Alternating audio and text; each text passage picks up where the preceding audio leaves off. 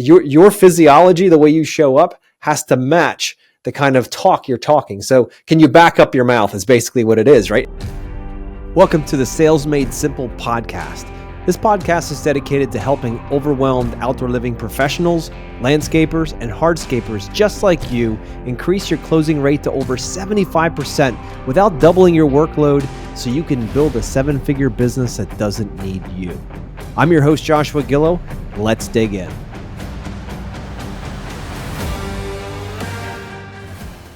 Hey everybody, welcome back. Today, I have David Esh on the line here with LuxScapes Unlimited. We're going to dive deep into his sales process. He's been in business now about a year doing amazing outdoor living projects.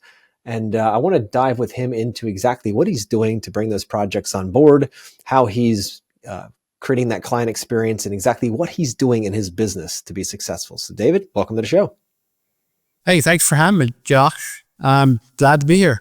Yeah, I'm excited to have you on here too. And we got to meet last year at Outdoor Living Mastery. And, I'm just excited to see you off and running to the races. And I want to get you on here to go deeper into your sales process. And listeners, that's something I'm going to be doing here more coming up as we're moving forward, is to dive into companies and find out exactly what they're doing. Because you know what? There's always little gold nuggets to be learned from people who are out there pounding the streets, just like you and me, like trying to figure out the best way to work with clients and to serve those clients. So David's going to be working with us today. And David, before we get digging into your sales process, I'd like to get a rough idea of what does an average design build project look like for you? Like what's the ticket number on something like that? Yeah, so we're looking right around, you're looking probably from 10 to 50,000 right now is pretty much. Okay. Doing some 80,000 jobs, but regular build, you're probably looking at 10 to 50. Somewhere around that range. Perfect. No, that sounds great. And on an average project like that, or an average group of projects, if you went out to meet with, say, 10 new clients and you use your current sales system in place, how many do you think you'd bring home? How many would you close? So out of 10, how many would you bring home?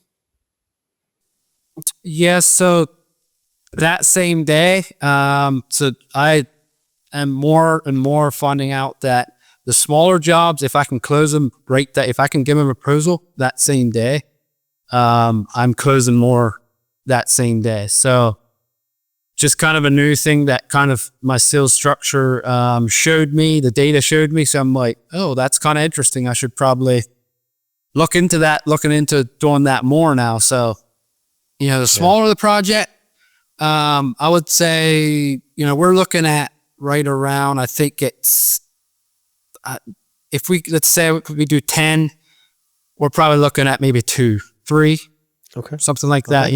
The same, out of 10, probably, yeah. Okay. And so that sounds good. Now, how do you handle design with your company? So I know some of the smaller projects might not need design, but when you do have a project that does, it would benefit from design, how do you handle that in your company right now? Do you charge for it? Do you is that part of the project, or how are you handling that? Yeah, so that's actually one of so we go out, usually we, talk to the customer, make sure they're a fit for our company. If that's, make sure everything's, makes sense for us to even make sure it's not just we're slapping wood together, right? Or something like that. It's something that we want to do. And then, so design, yes. So how we do design is we do $500 flat rate for now. That's what we have, flat rate. We haven't had any that went above 500. Now, if there's a bigger, let's say we had one that was right around, I think that one came out to 95 to 100,000. That we subbed the design out just because we needed some help with the designing part of things. And we, one brain, one mind, and one design, one big design like that. It's like, you kind of need more ideas, more people there to kind of show you through. So, usually, we sell that pretty much. That's our first step, right? Yep. We don't sell a design every time we go out to a project, but if they are more or less like usually it's either the husband or the wife that is looking for a 3D design. It's barely ever the two. One is a visionary and one is not. So it's, you know, maybe the wife is like, hey, I just can't picture this. Why don't we do a 3D design? Yep. Then we do a $500 deposit before we ever start the design. Once we have that $500 deposit, we go and do the design, come back, make some tweaks or whatever. And then from there, it's pretty much, then we do on. So what we do though is the $500 that we charge up front, that is a refund if they go with our company to do the project. So it's a deposit toward the project then. Correct. Yeah. That's a great way to build momentum for them to use you and to build momentum in your relationship as well. So that's a great move for sure. Mm-hmm. So if you don't mind me asking, David, I know last year was your first year in business. What was revenue like for you last year? What did you guys end up topping out at? Yeah, we topped out. So we're actually not even quite a year into it yet, but in April we'd be a year. So in January we were right at about 650,000. Okay. For revenue wise, as far as from April to January of this year. Got it, man. So that's great. Yeah. So we had a good year. It was one of them years that it was crazy. I mean, some days, some weeks we were like, oh man, where are we going to go next week? And next, the week came by and it's like something worked out, we did some excavating work. We're kind of here and there, but it worked out. I mean, we're still here. So that's excellent. God always provides, right? He does. Absolutely. Every time. It has so far. It pays our bills. Yeah. What can we complain? Exactly. So David, I'd love to start out with, if I was a client calling into your company, so we can do this more deep dive into the sales process. I'd love to get a sense of what I would experience from you guys and kind of like what you're working on in the back end. So can you take me through, if I called you today and we started talking about the project, what that would feel like for me as a client? Yeah. So we kind of structure our sales process. So connection stage is more or less, you'd call in, so what I have in connection stage is openness, disarm the prospect, openness, disarm, and then wanting to look for, what are you looking for, right? Do you know what you're looking for? And then experience. What has your experience been? Has it been, have you been out there looking for other leads, or did you get other prices, or why didn't you go with that contractor? Or what's going on there? So then, after that, we have we call it like a situation question, like a situation questions, connection situation, or situation stage. We're looking for, specifically, what do you have in the space now, right? What do you have in your backyard space? And then we go into, what does your layout look like? Like, what's the layout in the backyard? Can you kind of describe to me what your layout looks like? And then what are you wanting to look at? What are you wanting to have in that space, right? What are you envisioning? What are you wanting in that back space? And why? Why, I mean, are you going to use it? Or are you not going to use it? Like, what's behind that? What's driving that? And then it's the next stage, we have problem awareness, which is pretty much finding out the problem, right? Why, went all through the why, but the same, like, what's the problem? What is the symptom? What's causing you probably lived there for 5 years. What caused it now? Like, why now? Yeah. Why now? Exactly. Why is it this important to you now? Mm-hmm. And then, so that would be, then we go into how long have you actually wanted this for? And then then we have the feel, what's the emotion behind this? We try to, feel that emotion behind. So then after problem awareness, we schedule in for if it sounds like they are a fit for our company, then we go right into scheduling a consultation with the customer. And then we have, sit around and discuss in more detail for the next, what the next steps are. So we're try to be very clear on next steps. Yes. Not just, being there and being like, well, okay, we could probably do this. This is what this will cost. Yep, sweet. Okay, see ya. And if it's like, okay, so we came out here, next steps are design. Next steps are, this is how much the design's going to cost. And then after the design, we go into, we'll talk about that once we have the design. So it's just, the clearer you can make those steps for your customers, or clearer you can communicate those with your customers, it takes the guessing game out of it for your customers. It does. So that's all done. So what you're talking about there, is that all done in the office, all those questions? Yes. So the yes, connection and situation and problem awareness. Yep.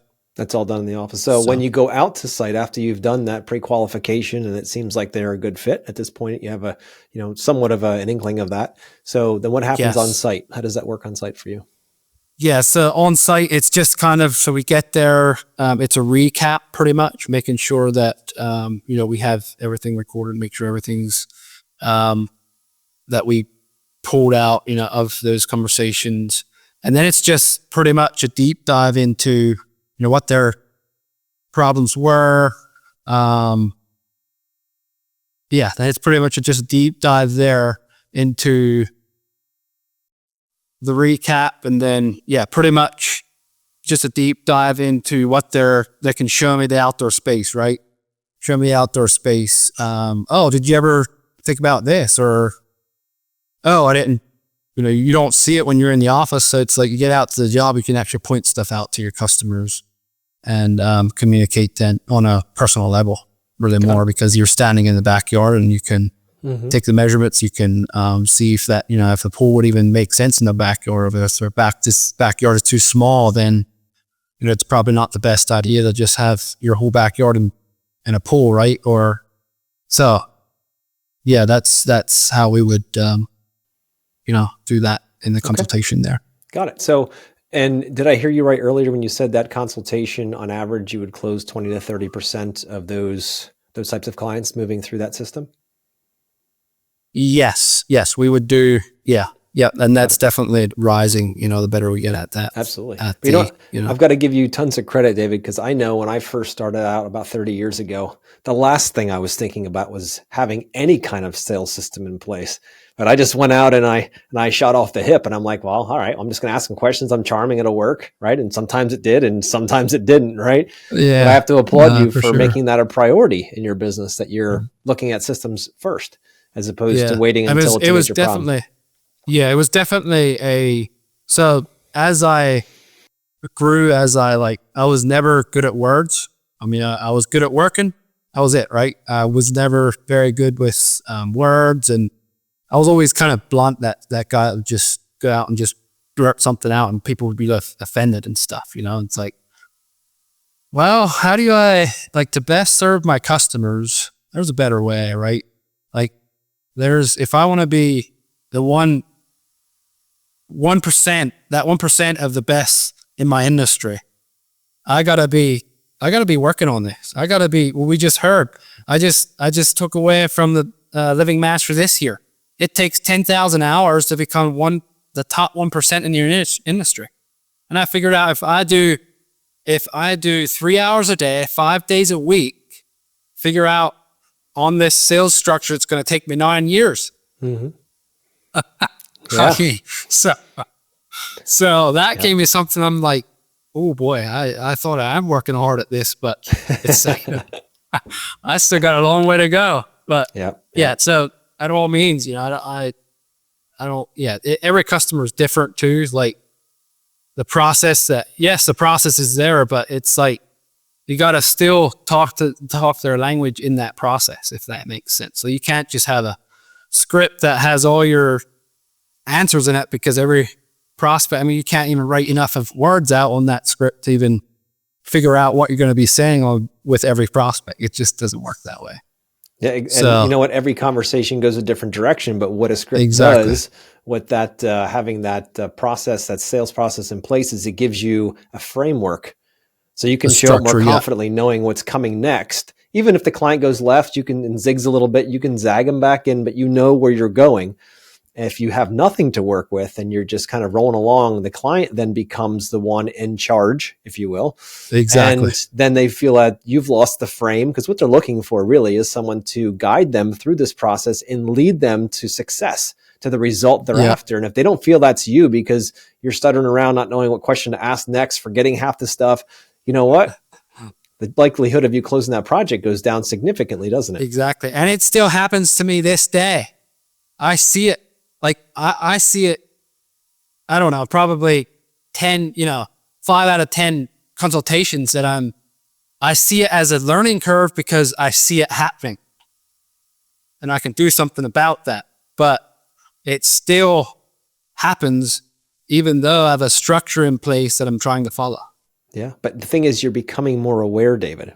And that's Exactly. the first starting point of everything, is becoming aware. We've got something that we need to work on, say it's a sales process or system. And B, there's things that I need to work on when it comes to my presentation, the way I show up, my physiology, my shoulders back, am I ready to go? Or am I kind of hunched over and not really sure of myself? Am I fidgeting? Am I doing different things? Like, what am I doing am I aware enough of who I am showing up as? Because I don't care if you have the best script in the world, David. If you show up and they don't believe that you can do the thing, I don't care what you say. Exactly. It's not going to work. It has to, your physiology, the way you show up, has to match the kind of talk you're talking. So can you back up your mouth is basically what it is, right? And if they don't see a connection between the two, what you're saying, your presentation, and the fact that they think you can actually deliver on this, if it's not a connection, a correlation there, there's going to be a no-go, or they're going to give you that false yes. Right. So they have to line up, and you're doing the right thing by going out there and burning the reps. Those 10,000 hours don't come easy. Those 10,000 hours take a lot of work, and you're doing it. I love that. I love that about what you're doing. So what is it that you really think your sales process, like, what does it make you really good at? What are you really proud of so far that you've accomplished in the year? So I think just even probably the most thing is being a father, of being at home, like learning how to have conversations in not trying to outdo the other person. I was always bad at that, and being like, a customer comes to you and being like, hey, I walked this trail last week. And I'm like, oh yeah, well that trail, I did this trail. It's like, what does that, like, that's not you. That's not even relevant. Like, it's about them. It's not about me trying to compete what for trail I ran because they ran a trail. Yeah. It's not about that. It's about, if I can I solve the problem that I'm there to solve. Yeah. Totally. I don't know. And that was a big eye opener for me, is just like being relevant in the conversation, and then being relevant in the conversation, and then not trying to outdo when I'm having conversations. It's tough though sometimes, right? Because we think that we're enhancing the conversation by sharing our experience. If they ran a trail that was 2 miles long, you're thinking, I just the other day ran a 4-mile trail. So you think you're adding to the conversation. But what do you think the homeowner feels like when you're like, oh, you ran a 2 mile? I ran 4 miles yesterday. What do you think they're feeling then?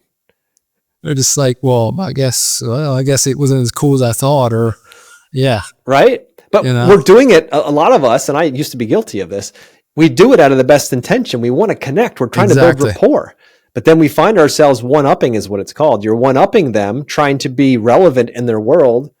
But the problem is they start feeling like you're trying to be better than them. And they're like, I don't like this person. Like, I just got done running 2 miles. That was a big deal for me. And this guy now telling me he can run 5. Or I just went to the Jersey Shore this year, and this guy just got back from Fiji. Like, how does that even connect? Like, why do we do that as sales professionals? Why do we try to one-up?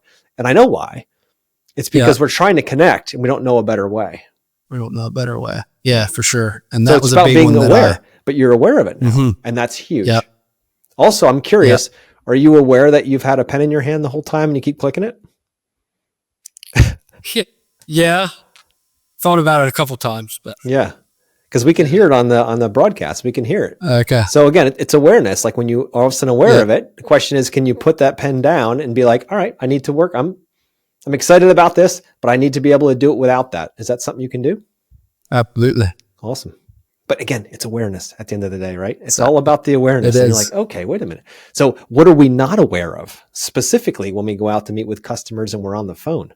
What aren't we aware of? That, I mean, that's just the thing. Like you're never going to be aware if you don't take the first steps of wanting to know, right? And then so all my conversations go recorded now, everything. So even out on the consultation, like as in person, that was just like, once I changed that was big, because I can go back and listen to that, right? And be like, okay, well, what could have I done different? Or, okay, they said that, but I responded with this. Okay, so if I would have responded with that, I might have got a better response that way. You know, so it's like, if you don't track something, you can't get, I just found that out as well. Like, you have to track what you want to get better at, because if you don't track it, where you're not trying to hit a target, right? You're just trying to shoot for something that you never know that you're going to hit. Yep. Yeah. If you can't improve what you don't measure, it's very simple. It's the same with business and numbers and all that. If you're not looking at KPIs and understand where you need to hit, you just shut your eyes and just run straight forward. You can't possibly improve without knowing what you need to improve. And the fact that you in your first year already have the guts to record your calls and also record your lives and go back and listen to them. Obviously, you're not going to out trying to sell them. There's none of that stuff. So it's really a matter of just listening for yourself. I recommend anybody out there that's listening to be able to do that, to have the courage to actually want to do better. Because if you can take your sales from 2 to 3 per 10 and get them up to 4, 5, 6, 7, 8 per 10, the only way that happens is by being courageous enough to actually face your fear, which maybe I'm not good at this and I need some help. Right? Exactly. And you're like, but some of that, most of that comes down to how aware are you able to be of yourself? How much can you look in the mirror and actually look in the mirror, listen to your own voice? Yeah. Sometimes hearing our own voice is kind of like nails on a chalkboard, and it's like, I don't even want to listen to it. Right. But exactly, you know, for the listeners out there, if you struggle and you're at 2 or 3 per 10 and you're like, oh man, I really want to do better. A simple thing you could do would be to take a little pocket recorder, or even your phone with the memo on it, the voice memo, and turn it on and just record your call and then go back and listen to it. Sometimes you might, grimace a little bit. You're right, like, oh, but did I say that? Like, I totally botched that part. But listeners, listen, bring in a piece of paper and write this down. The second you become more aware of what you're doing, the less it becomes an automatic behavior that you have no control over. The more you start to look at, there's a Duke study that was done. It shows that 45% of our actions in a day are habitual, which means they just happen out of habit. We don't even think about it. 45, that's almost half of what you do in a day is habitual. And some of those things serve you and some of them do not. The question is, if your closing rates aren't where you want them to be, what are you doing habitually that is pushing against that growth that you want, that increase in closing rate? What are you doing habitually that you're not even aware of? So when you stop for a second and you say, look, I want to record my next call. Maybe it's just a phone call into the office, and your sales call, maybe it is the one out in the field. And when you do that and you listen, you all of a sudden gain a massive amount of awareness. Now, the question is, what do you do with that? Do you just put it away and say, I'm never doing that again because that was way too scary? Or do you actually sit down like you just mentioned and say, I wonder if I listen to this, if next time I get that objection or I hit that corner or that edge or that block in the wall, maybe I could try a different path. Where do I need to go? Just paths, that's all, right? They're just paths. So it's like, where do I need to go so I don't hit the tree next time? I just need to walk around it. Okay, what do I need to say to get around that tree? And then you can work on that because you're aware and you're courageous enough to look into it. So I'm glad you brought that up. Yes. Because it takes a lot of guts and a lot of courage to record your calls and listen back and actually use it as fuel to make you better in the future. And then you go on a call and you share your recording. It's like 25 people are listening to it. You're like, ugh. Yeah. It's like, this is But I love it. I love the accountability. I love the, you know, it sucks every time that I listen to myself. Hmm. Still yet, I mean, it's not near as hard as it was, right, Yep. when I first Yep. started, but to this day, it's like listen to my own recording, it's like, ugh, it's just, I don't know. It's tough, but you know what? It's not, if it ain't tough, I'm not going to grow. So That's I right. really enjoyed having tough, really. Yep. I love That's that why I about you. enjoy. So Yep. That's awesome. So, is there what part of your sales process right now is the biggest challenge, the greatest challenge for you? I think probably the objection and problem. Mm. I Once I hit that, it's like I'm running. Okay. Tail tucked. Like just I don't know. It's something that scares me, right? It gets me out of my comfort zone of going deeper with the clients. Um, of what is a real problem, you know? And like I just feel like I cave not every time. I mean, I'm getting better because obviously I'm improving, but um yeah, it's just every time I get that objection, I'm just like, okay, yeah, we'll do this, you know, like just boom, I schedule for a consultation, or like I can't deal with it, you know, or I can, I know I can, but it just comes easier to just be like, oh, push them down the road. Mm. But So, what's an objection that you would that you've heard before that you get where you feel like you go that way, where you're observing yourself, kind of go like, "Oh boy, I just give them whatever they want because I don't want to go down that path." probably the most objection is think about it, Okay. or money objection, or spouse objection. Mm. It's big Um, three. Yeah. yeah, exactly. So I would say like all three of those, I'm not just super confident with doing the objection, objection. I'm learning obviously for those three, but yeah, so it would definitely be those three on the objection handling that I'm um, learning, getting better at, but at the same time, I'm still running. So why am I still running? I guess because it seems like I can't, but I can. So yeah, What do you think? I mean, usually when we run from something, it's because they're deep down, there's some kind of fear there. There's something that's like that we don't want to go to, right? We're trying to stay away and exactly. avoid it. What do you think that could be? I think for me, it is, so I've had in the past, I've had like was on sales calls, and they were like, and I was like, well, I want to talk to my spouse. And I genuinely wanted to talk to my spouse. Then they wanted to talk to my wife, and they're like, oh, what do you mean? I'm just like, shut up. I told you what I want, right? I want to talk to I want to Yeah. talk to my wife. Like, what does it Mm. matter to you what we talk about, or what I tell her, or, Yeah. and then, so I think that was the biggest one for me, was like just getting over that and being like, this is actually helping me out and helping them out as well. So, at the same time, if I'm just, oh, I want to talk to my spouse, well, what are you actually going to talk to, or like, what were you hoping to talk about? Or, what is it to talk about? Or that's probably not the good respond there, but getting a, getting a feeling what they would be talking about with their spouse always is helpful to know what to come with next, maybe the consultation, or, Yeah. something like that. So Got it. I think So that was is it, if I'm hearing you correctly, it's because you've had the experience in the past where you just honestly need to talk to your spouse and you don't want somebody pressuring your butt to make a move because you have to talk to your spouse yet. And you're not exactly. ready to be able to say yes yet, but there's pressure being put on you. And how does that make you feel when there's pressure being put on you to make a decision now and you can't even talk to your wife yet? It's like my brain just shuts down, but knows what to do. I mean, that's basically, that was what that specific one was like. I, like, it was good because my wife was like, I don't think I would do that. But now to this day, she's like, I'm glad you did that. So thanks for doing that without talking to me about it. So honestly, I wanted to talk to her about it, and I did. When the salesperson was on the call, I called my wife, and she was like, I'd rather not. But then when it came down to it, it is what I needed.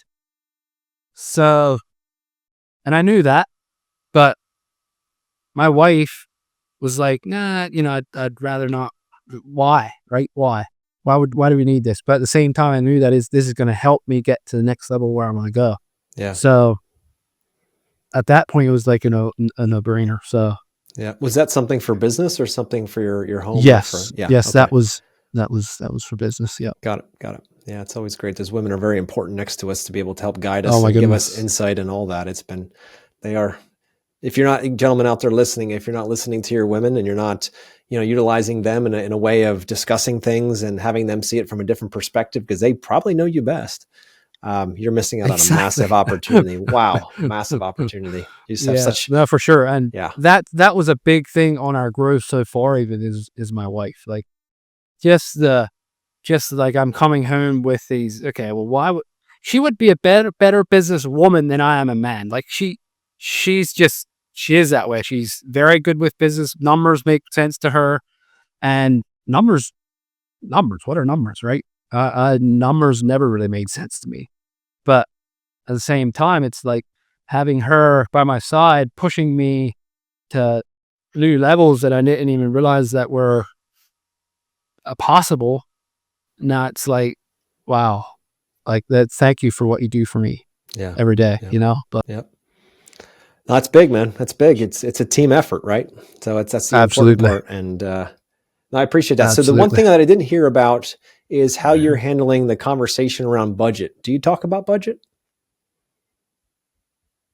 Good question. I try to, yes, but that's still, it seems to be a little sticky because everyone is, so I don't like to use the word budget because it's a what do you call it? It's like an objection that, like, kind of, when you hear budget, it's like if I ask you, hey, what's your budget for this project? You're like, budget? I mean, I don't know. I don't budget. It's like it kind of up tightens them, right? Like kind of just budget. So what I try to do more or less is funds, right? What for funds do you have allocated to this type of project, right? Or what for funds do you have set aside that you were hoping to use for this? Or, you know, so that's just a small, tweak that I try to do. Yeah. Budget. Yeah. Does that answer the question that Oh, it does that. you were saying? So what part of your process, are you still in the office when you're making that or having that conversation with them? Are you on site? Where does it normally fall within your, we'll call it script for now, but your framework? Yeah. So usually on the consultation, Got it. unless for some reason it's, like we get a lot deeper than some, we would probably do that on the sales call, on the first initial call, if what comes up or it makes sense at the point. But I like to do that in person just so I can get a more of a feel of how they're going to respond, I guess, to that. Because money objection, anybody can be like, well, I don't have a clue. But if you're if you're at the job site, you can maybe even, I know throwing numbers out there isn't the best idea unless you know exactly what it's going to be. So, if they ask for a number, I always go, if I know if I'm like, oh, is it going to be 10, 15,000? I go 20, 30,000, always shoot higher than lower. If I give them a, ballpark, something that, oh, well, that's not, that's never in our budget. Well, okay, what can we do maybe this isn't even a fit. Yeah. At that point, maybe this is not going to work for you. But unfortunately, if you're doing that on site, how much time do you have invested in that relationship before you find that out?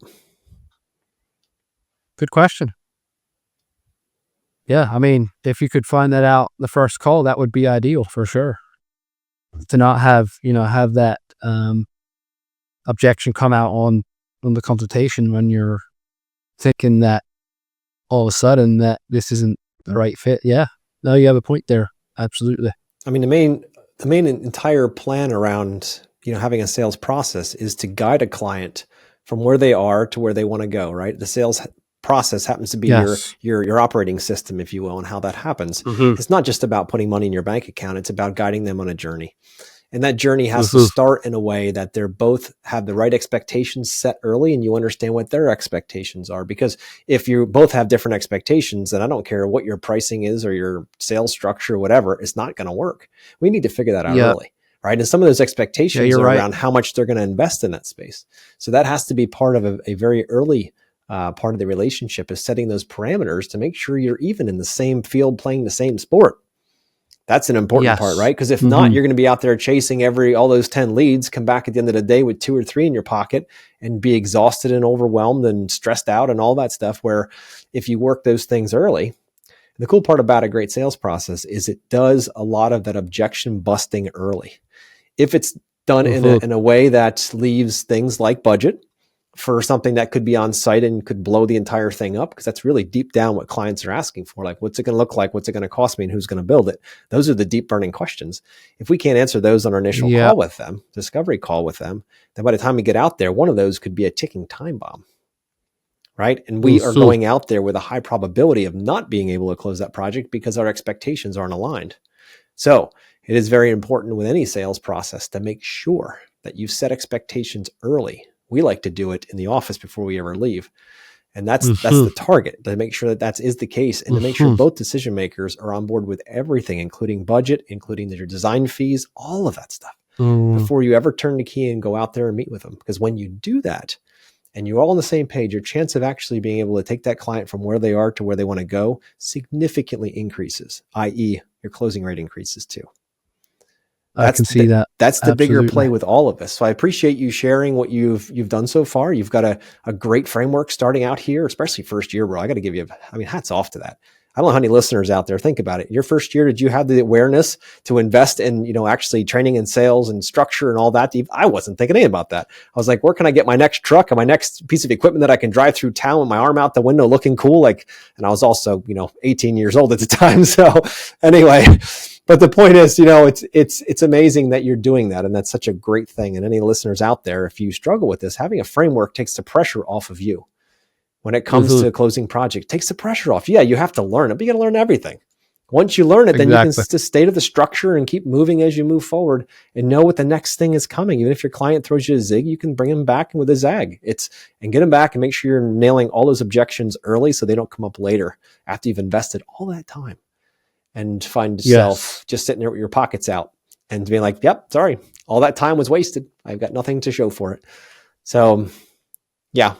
So any other thoughts you have on your sales system that you want to share with our listeners before we wrap up here?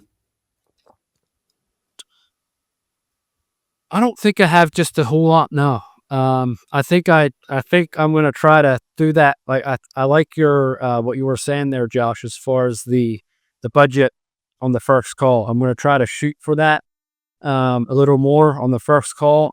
And, I think like that makes a lot of sense on the, budget side of things or fund side of things, that I think I would save a lot of time if I would actually get that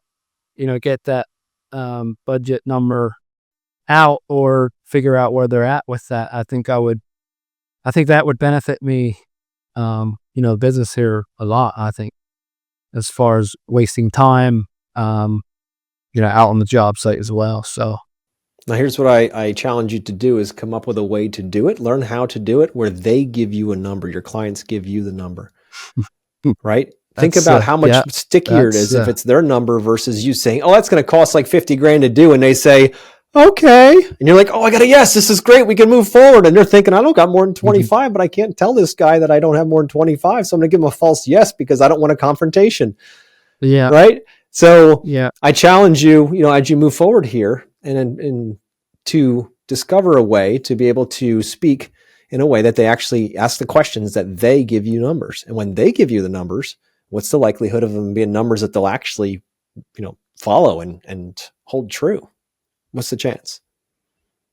Probably, 100%, probably. I mean, it seems like every time that, they give you a number, it'll probably exceed that number for, depending, on the design. But yeah, no, that makes a lot of sense as far as like the number side of things, because some customers, like at that point, that kind of stirs up another question about the, like, that structure that I've saw if I did the budget like early on, I got an objection as far as like, well, I don't want to look stupid here.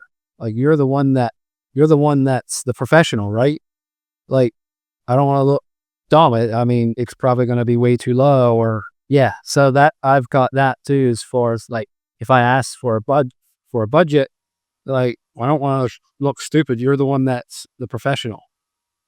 But at that point, it's all tonality and how you're asking the question. It is. There's a lot of good fundamental things to know about budget. It is its own little animal, and there's a great way to do it. And there's lots of ways that you can botch it up, and that could absolutely cost you at least 2 or 3 out of that 10 if you mess those things up.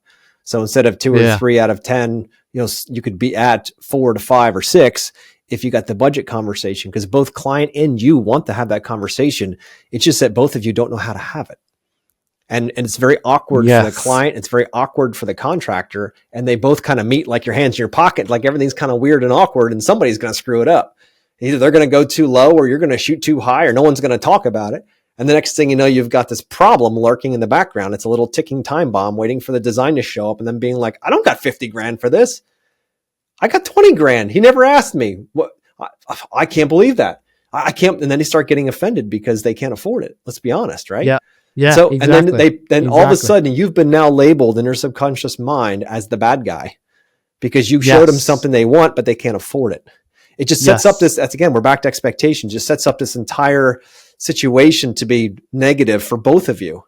So this has to happen early in the process, and it cannot be something it cannot be something that just possibly happens or you wing it. It has to be part of it. It has to be tucked deeper into your conversation. It can't be a lead. So I say all of these things. I can totally see that. That's No, that makes sense. Absolutely. So there's definitely timing is a big part. Timing of that budget conversation. Mm-hmm. So. But anyway, David, I appreciate you coming on today. I appreciate you sharing what you're doing. You're doing a great job for year 1, bro. I mean, just keep it up. Keep your head down and keep pushing and get those 10,000 hours in, and we'll get you back in a podcast in a couple of years. And I'd love to hear an update as how you're moving, but I love where your heart's at, and I appreciate you coming on. And listeners, hey, if you need help with this, setting up a structure for your projects, and then you need someone to help you with a step-by-step process on how to communicate with customers, to go through all the facets, to set expectations early, to make sure that you can get both Mr. and Mrs. Jones on board with your design fees and also budget before you ever leave the office. That's what we do here at Yes Express. We help people have that conversation. We show you step-by-step, a structured conversation, how to do that so you can get to the yes with much less stress.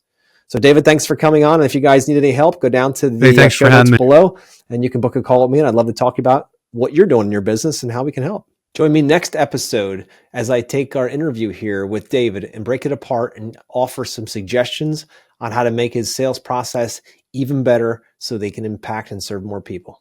Tune in next time.